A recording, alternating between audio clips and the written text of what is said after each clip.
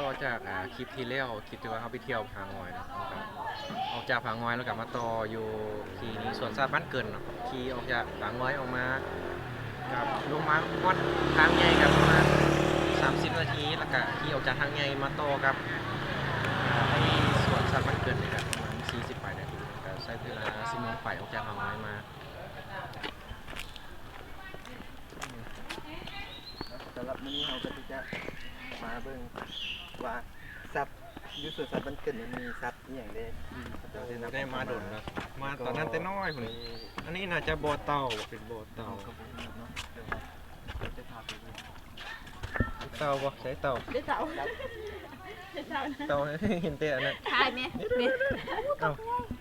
ตาตัวบักใหญ่ พุ่นเต่า เนี่ยอยู่ในน้ำพอดี เห็นบ่พุ่น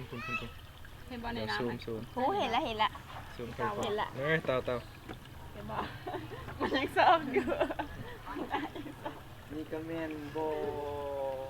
บ่เต่า แต่ เต่าฮะ มันคลานออกมา โอ้ยไปเห็นไปเบิ่งเต่าฟังเลยนะไปเบิ่งอยู่ใกล้ๆมันคานออกไปบกมันตัวเต่านี่สไตล์เลยป๊อปซ่าต้องเข้ากับตัวเต่า เขาไม่ค่อยเห็นเต่าแต่เธอ อืดเห็นหน้า โอ้สิลงบ่อน้ำแล้วมื้อใดกูสิฮอดเนาะเบิ่งหน้าอยู่เต่าหงอนคือตรงงูเลยเนี่ยคอคือตรงงูเลยและอยู่ข้างบ่อเต่านี่ก็มีเป็นตัวกว้างกว้างให้เบิ่งตัวกว้างนี่กว้างหลายตัว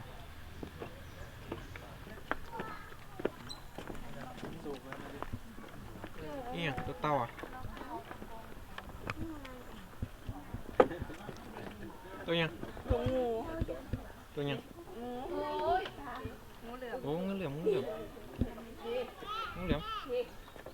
จังเลย ไต่ไต่ได้เนี่ย งูเหลือม ไปถ่ายยูหันไปเก็บเห็ด ว้าวนี่งูเหลือมยังดีอยู่ งูเหลือม โอ้ยเห็นงู เด็กงูเด็กงู สเน็ก เอ้าเขาปะมันโบกมา มาเลย มันโดดครับคอ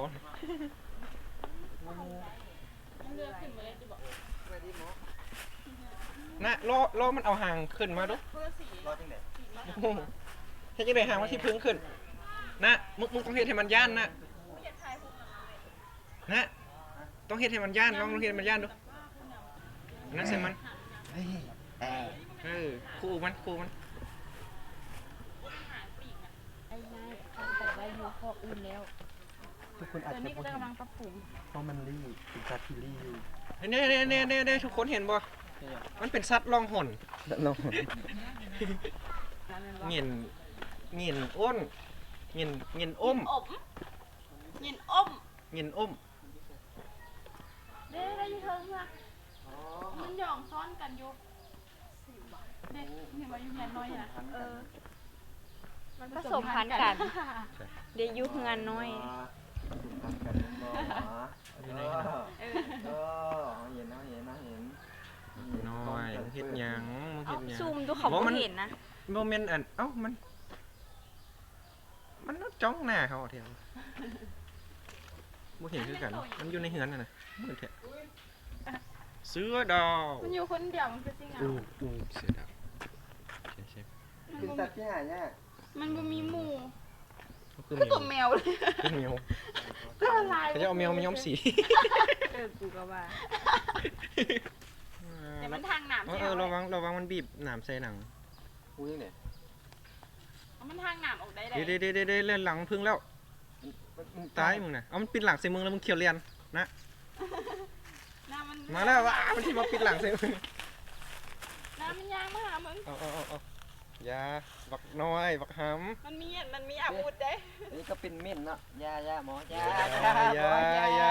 กลัวเบิ่ง โอ้โหบางขนมันพึ่งออกมาย า อ๋อมันหันหลังใส่ละอย่าไปอยู่ทางหลังมันเลย เอาอยู่มันยิงขนใส่มึงปักปักติกเต็มหน้า อยู่ยาหมอ มันไปเสร็จแล้วไปเสร็จแล้ว ยาหมอยาคือบ่ตัดมาดีโอ้ดู ปินแล้วปินมาแล้วปินมาแล้วปินมาแล้วเอาไกลมันสิยิงแล้ว อยากเห็นตอนมันยิงแท้ๆเนาะ มันอยู่ต้นหน้าเลย มันตื่นเต้นขนาดนั้นมันบ่อยากครับ ไปเสร็จแล้ว ยานโกเห็นเฮาแล้วมันยัง เอามันเสี่ยวอันนั้นยิงกันมักปีนกกระจอกเทศใส่นกอันเดอร์ เด้อน กอันสโนว์เบิร์ดนกเอียวะ นกแองกี้เบิร์ด โมแมนนกเว็บมันมีป้ายเขียนมั้ย โอ้ ตัวฟามิงโก นี่เขาก็จะมาน ก เบิร์ด เอาโดฟามิงโกกับนกเลยมันเป็นนกฟามิงโกมันซื้อนก นกดำสีดำนกเข้าอ่ะ นกอีหยังบ่เลย นกเข้าเฮ้ยได้นกเข้านะ นกเขาบ่แม่นนกเฮาน กเขา นกฮูกนกเข้า นี่นกเขาเอ้าแม่นว่ะ ปาด อ้าวไอ้บอกไทยพวกมันนี่เห็นนี่นกอันนี้ นกอีหยังบ่เลย อันนี้เนาะเขาเลย นั่นคือนกอันนี้ไปแล้วบินพุ่นแล้วนกอันนี้นกหยังวะนกอันนี้วะบ่มีชื่อเขียนเลยเนาะ นกบุมีซื้อ ต่อว่ามันมี นกปากใหญ่ๆอะปากน่าจะเป็นกรงนกฮูกนกเข้าอันนั้นเป็นนกเข้าดำๆมันมีชื่อวะนกหยัง กกคอค นกกกคอคำชื่อ ำตัวแม่เป็นจังซี่ตัวผู้เป็นจังซี่ ว่าตัว โอ้ ตัว งามเลย ตัวผู้เป็นไงตัวผู้มันสีดำ ตา อ๋อตาขอบแดงขอบตาดำถ้าตาเป็นตาดำแล้วเป็นขอบสีแดงแต่ว่าตัวนี้เป็นตัวแม่ ก็ขอบตาสีแดง เป็น อั ตั น ว นึง แม่ ขอบตาอย่างมึงดู กรงอีหยังโอ้กรงมังฮงป้าสวนสัตว์เลี้ยงมังฮง กลมหง อย่ามาหลักเด้อ สวนสัตว์เลี้ยงมังฮง มันคือมันรีอยู่เด้ มันยานนะ มันคือเป็นตัวน้อย กลัวมันเลี้ยงมังฮงนี่แหละ กลมเอียงว่ะเขาจะ เรียนว่าต้นมังฮงนี่แหละ ตาย มันจะมีตัวอย่างที่ว่ากินมังฮง โอ้ตัวนี้ เอเชียนเอเชียน กลมลาย เอเชียนอย่าง มันอาจจะ ซิ รี วิต ดิ เงินอุ้มลาย มันอมนิ้วมือเนี่ย มันอมนิ้วมือ คือเนิร์ดเลย ไอ้บ๊อบทายขึ้นน้ำมันเว้านะ หน้ามันอมนิ้วมือน่ะ จิกจิกจิก ยิงยังยัง เฮ้ย ยัง เฮ้ย จิกจิกจิกจิก เนี่ยจะมนุษย์มาเบิ่งข่อยเหรอจะมนุษย์ จิกจิกจิกจิกจิก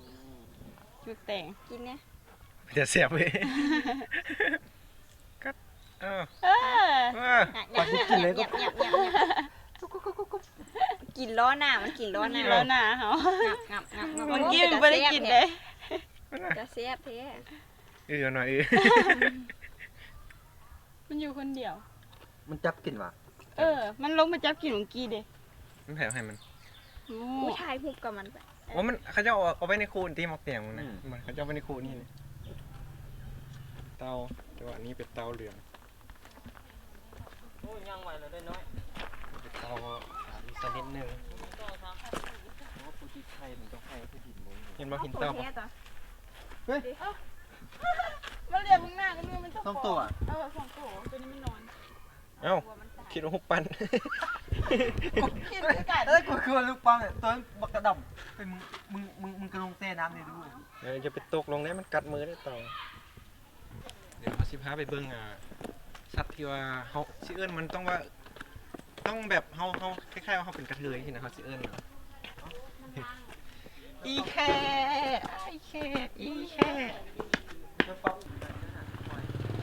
ระวังโดดเด้อแต่ย่านเว้ยมันนิ่งขนาดนะ มันนิ่งขนาดเบิ่งแม่ตัวนั้นมันอ้าปากอยู่เห็นบ่มันอ้าปากมันล่อเหยื่อเข้ามาแล้วมันก็งับเลย ดีดิ โอ้อ้าปากอ้าปาก เฮ้เร็วเร็ว เดี๋ยวมือนึงเขาจะเกลือมันจากต้นเนาะตีนี่เลย มันหัวเลย ใกล้ๆเนาะ อีแค่หัว อยากลองเ อ้าปากนะหัว ใส่เลย กูตัวผู้ตัวนี้ กลัวตัวแม่หมด บ่ อันนั้นนั่นแหละ อีแค่มันบ่เป็นบักแค่ ตอนนั้นมันลอย